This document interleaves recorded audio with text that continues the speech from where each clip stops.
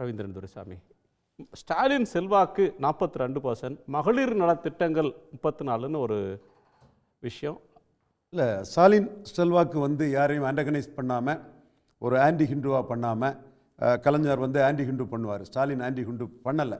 ஏன்னா 5 வருஷம் ஆட்சி காலத்தில் கலைஞர் இருந்தாருன்னா இந்துக்கள் உணர்வை புண்படுத்துகிற மாதிரி 4 டைலாக் இல்லாமல் இருக்காது. விநாயகர் வடிவத்தில் பப்பாளி இருந்தால் அவங்க விநாயகர் 5 நாள் அந்த இருப்பாரா அழுக மாட்டாராங்கிறலாம் வார்த்தை விடுவார். அந்த மாதிரி எதையும் பண்ணாமல் கரண்ட் ட்ரெண்டை புரிஞ்சுக்கிட்டு மு.க. ஸ்டாலின் அவர்கள் செயல்படுறாரு.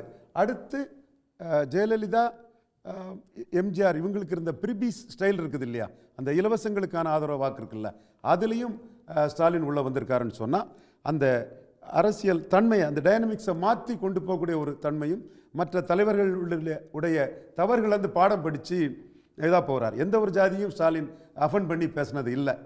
கலைஞர் காலகட்டங்கள் அது மாறுபட்டு இருக்குதும்.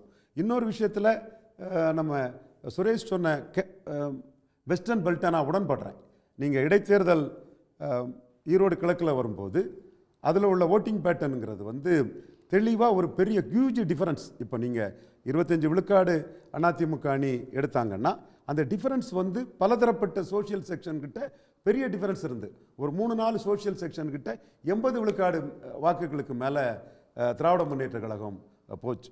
திராவிட கூட்டணி இவிகேஎஸ் இளங்கோவன் போனாப்பில் மற்ற செக்ஷனில் அந்த அளவுக்கு போக முடியல, 40ங்கிற லெவலில் இருந்தது. அதை தான் சுரேஷ்குமார் வந்து தெளிவாக ஒரு சோஷியல் போலரைசேஷன் நடந்துகிட்டு இருக்குதுன்னு சொன்னார். அது ஸ்டாலின் வர்சஸ் எடப்பாடியால் நடக்குது. கலைஞர் வர்சஸ் ஜெயலலிதான்னா அந்த சோஷியல் போலரைசேஷன் வராது.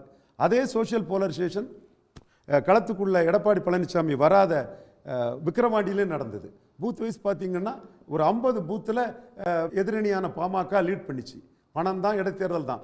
ஆனால் 2 பூத்தில் தான் ஈரோடு கிழக்கிலே அதிமுக லீட் பண்ண முடிஞ்சுன்னா அங்கே 50 பூத் லீட் பண்ணுதுன்னா பல டைனமிக்ஸ் மாறிட்டு, நம்ம கடந்த காலத்தின் கைதிகளாக இருந்தே கலைஞர் ஜெயலலிதான்னு பேசிட்டு இருக்கோம். டைனமிக்ஸ்ன்றது அரசியலின் போக்கு மாறுது, போக்கும் தன்மையே மாறிட்டு. இன்னும் குறிப்பாக இந்த சர்வே எல்லாம் தாண்டி பேசுகிறேன்.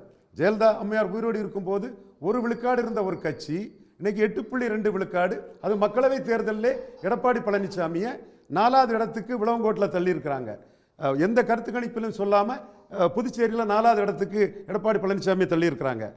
கன்னியாகுமரியில் 4வது இடத்துக்கு தள்ளியிருக்கிறாங்க. தென் மாவட்டத்தில் அதிமுக எடுத்த மொத்த வாக்கை விட 7 தொகுதியில் அவங்க எடுத்த வாக்கை விட ஒரு படிப்படியாக முன்னேறக்கூடிய ஒரு கட்சி 30,000 ஓட்டு அதிகம் எடுத்திருக்குதுன்னா எடப்பாடிக்கு லீடர்ஷிப் வந்து வீக்கன் ஆகுது. அதை ஒரு ப்ராசஸ் ஆட்டு ஜெயலலிதா உயிரோடு இருக்கும்போது 1 விழுக்காடு எடுக்காத ஒரு கட்சி அதை செய்துட்டு இருக்குது. அது களத்துக்குள்ள 26லையும் செய்யறதுக்கான வாய்ப்புகள் பிரகாசமாக இருக்குது.